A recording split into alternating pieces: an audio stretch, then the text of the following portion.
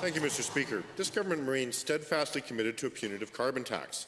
Part of this devotion arises from the false belief that it has or will grant social license. Yet we have NDP Premier John Horgan continuing to unlawfully obstruct an approved project, and federal NDP leader Jagmeet Singh saying that the approval process was rigged, the science was ignored, and it is clear that pipeline should not be built. To the Premier, how can you continue to believe in your so-called social license when you can't even convince your own fellow travellers to support Canadian pipelines? The Honourable Minister of Energy. Thank you, Mr. Speaker.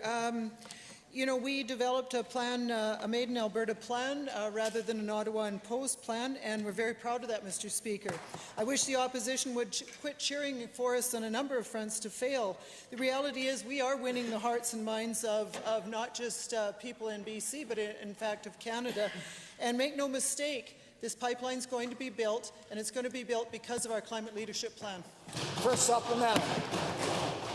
Thank you, Mr. Speaker. Given that in 2016, amid opposition observations that the NDP's social license wasn't working, the Premier said, and I quote, "That's just wrong, and it's also quite silly."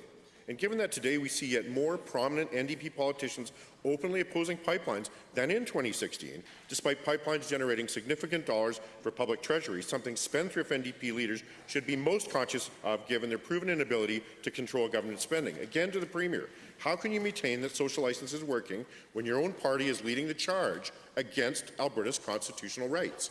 The Honourable Minister. Thank you, Mr. Speaker. I'm very proud of the leadership our Premier has shown on this, and indeed many of my colleague ministers. We know that $40 million a day is being left out of our economy here in Canada because of the lack of capacity, and that's money that can be spent on roads, hospitals, schools, a lot of programs that all of us in this House would agree is important. And so, Mr. Speaker, this climate leadership plan has gotten us the approvals, and the work we're doing is going to continue, and we are going to get that pipeline built.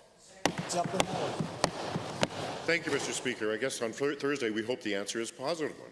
Given that this government remains steadfast in its belief in social license, despite mounting evidence that your plan has failed, and given that the Minister of Economic Development stated in April 2016, and I quote, "We've also introduced the most robust climate leadership plan in the country that will get the social license to get pipelines approved and our product to Tidewater."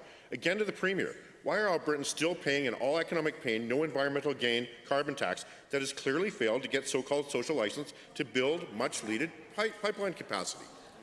The Honourable Minister of Economic Development and Trade. Thank you very much, Mr. Speaker. I'll thank the member for the question. I'll walk in briefly down memory lane.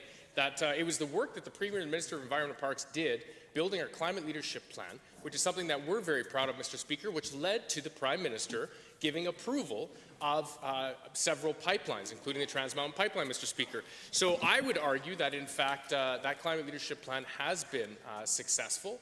At the same time, we're showing that the economy and the environment go hand in hand, working very closely with industry across sectors to ensure that Alberta continues to remain the best place to invest and to do business, and we will continue to fight on behalf of businesses to ensure that there is economic prosperity shared by all Albertans.